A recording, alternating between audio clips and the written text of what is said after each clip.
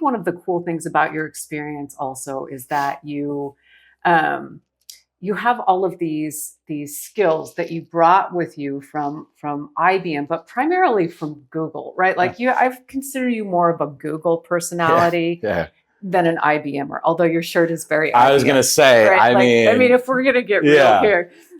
So, for people who are working in corporate America or who are working, wherever they are and haven't started a business, but are going to start it, what are the skills that you advise people most to focus on when you have, if you look at your corporate job, it's really like paid education, right? Like you're getting paid, go ahead and develop some skills. From your perspective, what would you say to those like, what can you gain? What skill sets can you build in a corporate job?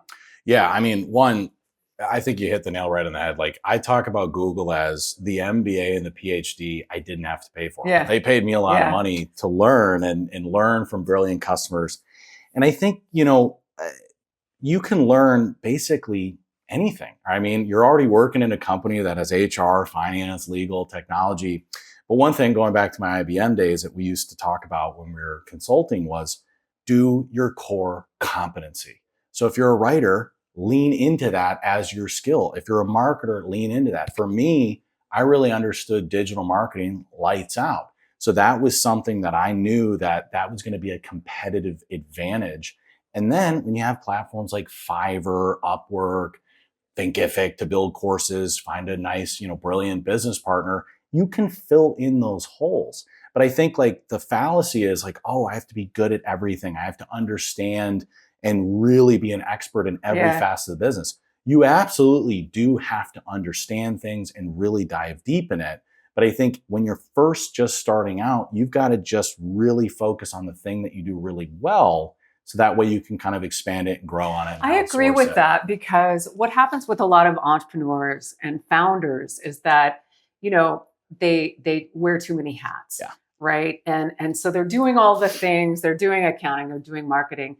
And then they hire, their first hire is their clone, right? Instead of somebody who brings more to the party, you hire yourself, right? So, I think it is really important if you you need to know things. You need to know your fucking numbers. You'd be surprised, know your numbers as an entrepreneur, but also, lean into your gifts and your talents. And, if you're at a Google or if you work at Apple or whatever it is, you can learn so much about leadership, empathy, inspiring people and creating a culture of excellence. But you don't need to learn all the things. No, and you will, right? Like if you go off and you say, I'm going to have an act of courage and put myself out there and start this business.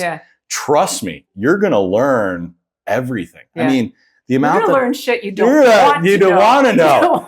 And that was the thing where I go, I could have paid $200,000 to go to USC and Pepperdine and have them kind of, give me an education. And I'm sure I would have learned a lot. But, for us at Ham Radio Prep, I learned so much more about things that I never would have ever dreamt of. And it's not to say that I wouldn't have learned it at Google. It just would have taken a long time. Because no one's going to go, hey, you have no experience in hiring. Let's have you go do it, right? So, and you can do that in your own business. And I think one thing you touched on about hiring a clone, you've got to be able to hire and find people that are not like you, because you got to be yourself and you got to lean into that. And I think one other thing too that I would kind of give folks that are thinking about side hustling and starting businesses on the side. Wait, hold that thought. Okay, so when you're talking about this, you're talking to potential side hustlers. Give me the top 3, right? Top 3 things you need to know about the side hustle. Yeah. Right? Disclose it, right? You don't want to get permission. And I did, right? I got permission. I filled out the paperwork. So I felt good. I didn't have to be in secret. I wasn't boasting about it publicly or whatnot, but get permission, right? Your employment contract probably covers it. So you have to get permission. 2, set a budget, right? It's easy to go, hey, let's see it. I'll continue putting money in. I'm going to hit grandma.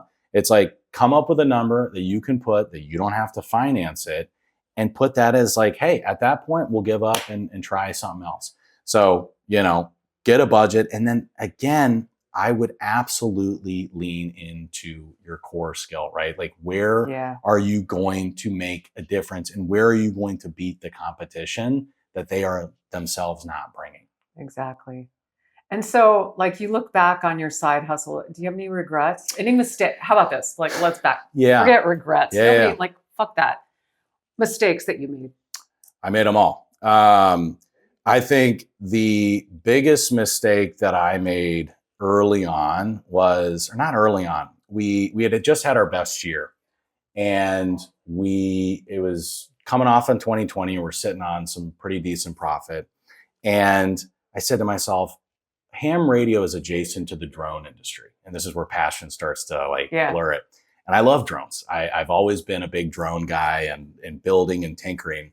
So I went to my business partner at the time and I said, hey, let's go reach out to the biggest drone influence in the world and see if we can shoot this thing to the roof. And so we ended up taking a huge sizable amount of our marketing budget and going to these, drone guys and saying, hey, let's advertise ham radio as the people that are making drones and whatnot. And I remember my business partner was kind of on the fence at the time. I was like, let's do it. And it bombed. It absolutely bombed. I think we made 3 sales on, what we should have had 500 sales or whatnot. It happens though, And you know why? Is we weren't prescriptive in the messaging and the execution. And that's something that you only have to learn that lesson one time. If you're working with creators, influencers, people, you've got to really give them the selling points. They don't know your business as well as you do. Exactly. And there's kind of no redos on that. So that was a big one. I think, we incorporated in California in the beginning. We ended up having to do a lot of legal work to have it transferred to Wyoming. That made it more investor friendly and giving us a lot more flexibility in what we wanted to do. So that was kind of a mistake. But, I think all the mistakes that we did make, big or little, there were always learnings. And it was never really a mistake. A mistake is not a failure. Yeah. Right? As long as you're learning. No, and again, it's and don't make it twice. Right. Don't make, if you make it twice, then it's a mistake. Yeah, the first time it's a learning. Exactly. Well, thank you so much. We finally did it. We got it in the can. Yes. Man. Thank you, Amy, for having me, and hopefully it was helpful.